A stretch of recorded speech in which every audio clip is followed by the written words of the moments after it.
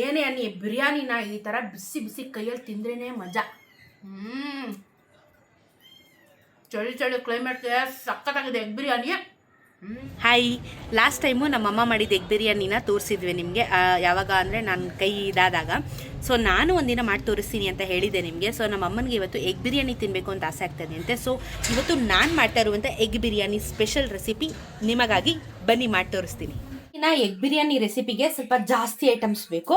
ಮೊಟ್ಟೆ already ಬೇಯಿಸಿಟ್ಕೊಂಡಿದ್ದೀವಿ. So ನಾವು per head 2 ಮೊಟ್ಟೆ ಅನ್ನೋ ಥರ ಲೆಕ್ಕ. ಅಕ್ಕಿನ ಇಲ್ಲಿ ತೊಳೆದು ನೆನೆ ಹಾಕಿ ಇಟ್ಕೊಂಡಿದ್ದೀನಿ. ಶುಂಠಿ ಬೆಳ್ಳುಳ್ಳಿ ರೆಡಿ ಇದೆ. ಪುದೀನ, ಕೊತ್ತಂಬರಿ, ಹಸಿಮೆಣಸಿನ್ಕಾಯಿ, 2 ಈರುಳ್ಳಿ, 2 ಟೊಮೆಟೊ. ರುಬ್ಬಕ್ಕೂ ಬೇಕು ಮತ್ತು ಫ್ರೈ ಮಾಡೋಕ್ಕೂ ಬೇಕು. ಅದರಲ್ಲಿ 1 ಈರುಳ್ಳಿನ ರುಬ್ಬಕ್ಕೆ ಇಟ್ಕೊಂಡಿದ್ದೀನಿ. ಮಿಕ್ಕಿದ 2 ಈರುಳ್ಳಿನ ನಾನು ಫ್ರೈ ಮಾಡೋಕ್ಕೆ ಇಟ್ಕೊಂಡಿದ್ದೀನಿ. ಸೊ ಈಕ್ವಲ್ ಆಗಿ ತೊಗೊಂಡಿದ್ದೀನಿ. ಓಕೆನಾ. ಸೊ ಇದಾದಮೇಲೆ ಸೋಂಪು, ಧನಿಯಾ ಪುಡಿ, ಉಪ್ಪು, ಅರಿಶಿನ, ಇದಾದಮೇಲೆ ಖಾರದ ಪುಡಿ, ಸ್ವಲ್ಪ ಗರಂ ಮಸಾಲ,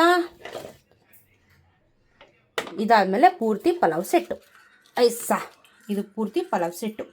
ಸ್ವಲ್ಪ ಲೆಂತಿ ಆ್ಯಂಡ್ ಟೇಸ್ಟಿ ಆಗಿರುತ್ತೆ. ಇದು ನನ್ನ ಸ್ಟೈಲಲ್ಲಿ ಎಗ್ ಬಿರಿಯಾನಿ ಮಾಡ್ತಾಯಿದ್ದೀನಿ. ಸೊ ಬನ್ನಿ ಇವಾಗ ಮಾಡಿ ತೋರಿಸ್ತೀನಿ. ಕೆಲವೊಂದು ಐಟಮ್ಸ್ಗಳನ್ನ ರುಬ್ಕೊತಾ ಇದ್ದೀನಿ. ಇವಾಗ ಪೂರ್ತಿ ಪುದೀನ, ಹಸಿಮೆಣಸಿನ್ಕಾಯಿ, ಕೊತ್ತಂಬರಿ ಸೊಪ್ಪನ್ನ ನಾನು ರುಬ್ಕೊಂಡ್ಬಿಡ್ತೀನಿ. ನಾನು ಮೆಜಾರಿಟಿ ಎಲ್ಲ ಪೇಸ್ಟ್ ಮಾಡ್ಕೊಂಡ್ಬಿಡ್ತಾ ಇದ್ದೀನಿ. ಸೊ ಇವಾಗ ಇದನ್ನು ರುಬ್ಕೋತೀನಿ. ನೀರಾಕಿ ರುಬ್ಕೋಬೇಕು, ಆಮೇಲೆ ಮಾಡೋಣ.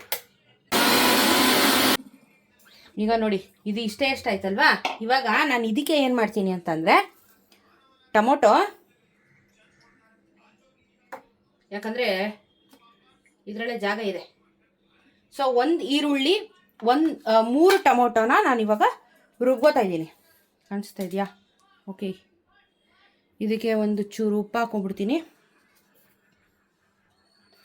ಉಪ್ಪು ಹಾಕ್ಕೊಂಡು ರುಬ್ಕೊತೀನಿ. ಟೊಮೊಟೊ, ಈರುಳ್ಳಿ, ಕೊತ್ತಂಬರಿ, ಪುದೀನ, ಹಸಿಮೆಣಸಿನ್ಕಾಯಿ ಇಷ್ಟನ್ನು ಹಾಕಿ ರುಬ್ಕೋತಾ ಇದ್ದೀನಿ. ಇದೊಂದು ಸ್ವಲ್ಪ ಆಯ್ತಲ್ವಾ. ಇವಾಗ ಇದಕ್ಕೆ ನಾನು ಶುಂಠಿ ಬೆಳ್ಳುಳ್ಳಿ ಹಾಕೋತಾ ಇದ್ದೀನಿ. ಸ್ವಲ್ಪ ಸ್ಟ್ರಾಂಗ್ ಆಗಿ ಮಾಡ್ತಾ ಇದ್ದೀನಿ, ಅದಕ್ಕೆ ನಾನು ಕ್ವಾಂಟಿಟಿ ಜಾಸ್ತಿ ಹಾಕ್ತಾ ಇದ್ದೀನಿ. ಇವಾಗ ನಾನು ಕುಕ್ಕರಲ್ಲಿ ಎಣ್ಣೆ ಹಾಕ್ಕೊಂಡಿದ್ದೀನಿ. ರುಬ್ಕೊಂಡಿದ್ದಾಗಿದೆ. ಇವಾಗ ನಾನು ಇದಕ್ಕೆ ಸ್ವಲ್ಪ ಅರಿಶಿನ ಹಾಕ್ತೀನಿ. ಅರಿಶಿನ,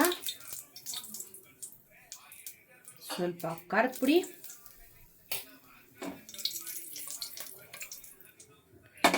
ಇವಾಗ ಬೇಯಿಸ್ಕೊಂಡಿದ್ದಿದ್ದು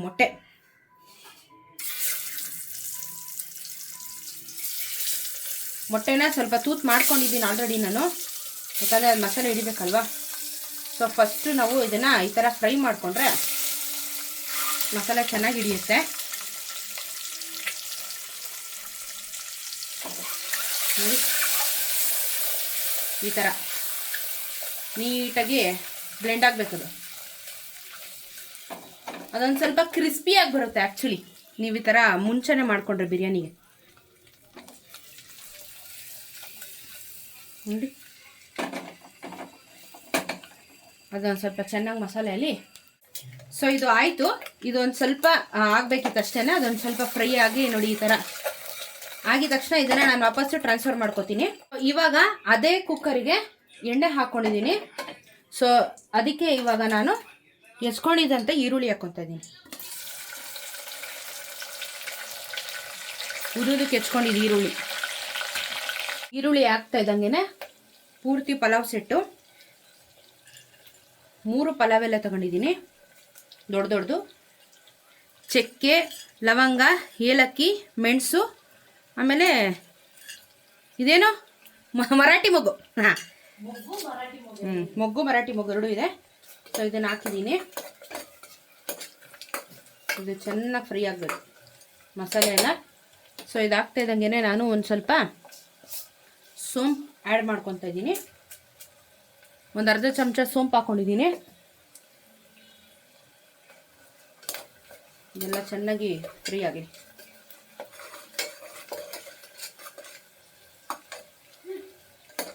ಸೊ ಇದಾಯಿತು. ಇವಾಗ ನಾವು ಏನು ರುಬ್ಕೊಂಡಿದ್ವಿ ಅದನ್ನು ಹಾಕಬೇಕು. ಸೊ ನಾನು ಕಂಪ್ಲೀಟ್ ನುಣ್ಣಗೆ ರುಬ್ಕೊಂಡಿದ್ದೀನಿ ನೋಡಿ, ಫುಲ್ ನುಣ್ಣಕ್ಕೆ ರುಬ್ಕೊಂಡಿದ್ದೀನಿ ನಾನು. ಸೊ ಹಾಕ್ತಾಯಿದ್ದೀನಿ.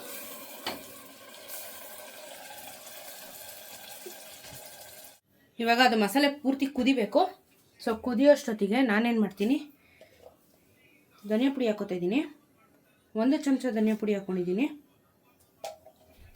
ಆಮೇಲೆ 1 ಚಮಚ ಗರಂ ಮಸಾಲ ಹಾಕ್ಕೊತಾ ಇದ್ದೀನಿ.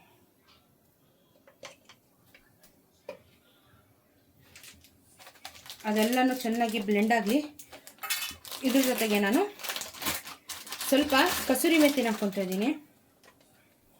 ಒಂದು ಫ್ಲೇವರಿಗೆ ಕಸೂರಿ ಮೆಥಿ ಹಾಕ್ಕೊಂಡಿದ್ದೀನಿ.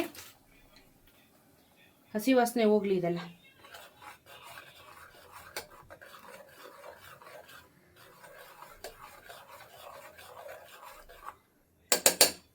ಉಪ್ಪು ನೋಡಿಕೊಂಡು ಹಾಕೊಳ್ಳೋಣ ಲಾಸ್ಟಿಗೆ, ಯಾಕಂದರೆ ನಾನು ರುಬ್ಬೇಕಾದ್ರೇ ಆಲ್ರೆಡಿ ಉಪ್ಪು ಹಾಕ್ಬಿಟ್ಟಿದೆ.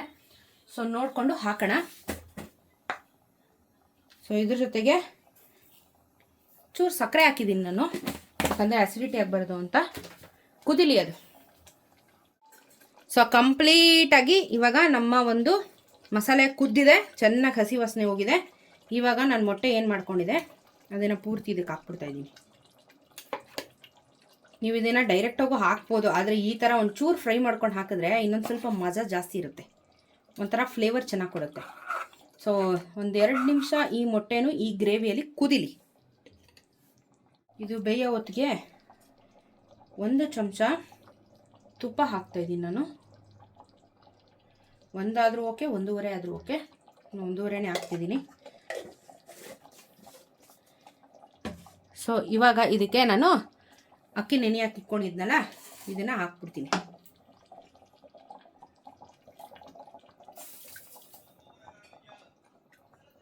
ಗಮ್ಮಂತೈತೆ ಮನೆಯೆಲ್ಲ, ಗಮ್ಮಂತೈತೇನಮ್ಮ. ಇದು ಒಂದೊತ್ತಿಗೆ ಮಾಡ್ತಾ ಇರೋದು ನಾನು ಬಿರಿಯಾನಿ.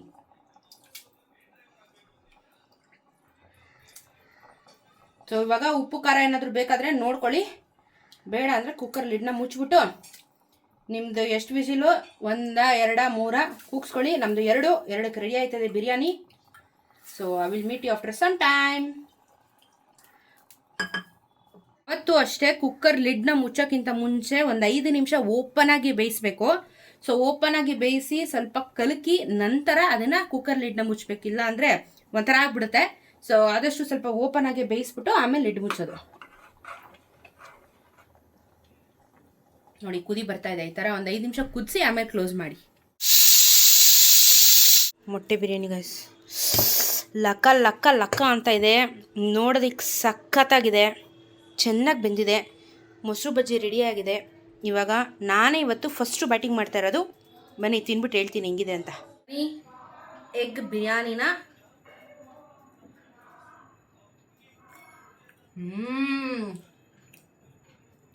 ಸಖತ್ತಾಗಿದೆ. ಈ ಥರ ಎಗ್ ಬಿರಿಯಾನಿ ಮಾಡ್ಕೊಂಡು ತಿಂತಾಯಿದ್ರೆ ಸೂಪರಾಗಿದೆ. ಮಸಾಲೆ ಚೆನ್ನಾಗಿರುತ್ತೆ, ಸ್ಟ್ರಾಂಗ್ ಆಗಿದೆ. ವಾ ಶಬಾಷ್ ಸ್ವಾತಿ ಶಬಾಷ್, ತುಂಬ ಚೆನ್ನಾಗಿದೆ. ನೀವು ಟ್ರೈ ಮಾಡಿ. ನಮ್ಮ ಅಪ್ಪ ಅಮ್ಮನಿಗೂ ತಿನ್ನಿಸ್ಬಿಟ್ಟು ಟೇಸ್ಟ್ ಹೆಂಗಿತ್ತು ಅಂತ ಹೇಳ್ತೀನಿ. ನಮ್ಮಮ್ಮ ಕೇಳಿದ್ರು ಎಗ್ ಬಿರಿಯಾನಿ.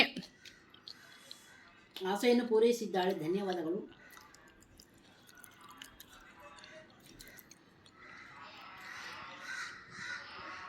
ಯಾವ ಥರ ಇದೆ ಅಂದರೆ, ಹಳ್ಳಿ ಕಡೆ ಹೋದರೆ ನಾಟಿ ಬಿರಿಯಾನಿ ಅಂತಾರೆ ಗೊತ್ತಾ, ನಾಟಿ ಸ್ಟೈಲು ಎಗ್ ಬಿರಿಯಾನಿ ಅಂತ ಹೇಳ್ಬೋದು. ಯಾಕಂದರೆ ನಮ್ಮದೇ ಬೇರೆ ಥರ. ನಾನು ಕಂಪ್ಲೀಟ್ ಚೇಂಜ್ ನಂದು, ನಿಂದು ಟೋಟಲಿ ಚೇಂಜು. ಮಸ್ತಿದೆ, ರಿಚ್ಚಾಗಿ ಎಲ್ಲ ರೀಚು.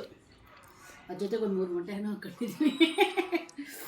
ತಿನ್ನಬೇಕು, ಅಪರೂಪಕ್ಕೆ ತಿನ್ನೋದು ಬೇಕು. ಆಹಾರ ಆರೋಗ್ಯಕರವಾದ ಆಹಾರ ಇದೆ. ಆ್ಯಕ್ಚುಲಿ ಚೆನ್ನಾಗಿದೆ, ಸಖತ್ ರುಚಿಯಾಗಿದೆ, ಪರ್ಫೆಕ್ಟ್ ಇದೆ. ಉಪ್ಪು ಹುಳಿ ಖಾರ ಆಗಲಿ, ಅನ್ನನೂ ಅಷ್ಟೇ ತುಂಬ ಸಾಫ್ಟಾಗಿ ಚೆನ್ನಾಗಾಗಿದೆ. ಸೂಪರ್. ಡಿಫ್ರೆಂಟಾಗಿದೆ, ತುಂಬ ಚೆನ್ನಾಗಿದೆ. ಹೆಂಗಿದೆ ಬಿರಿಯಾನಿ?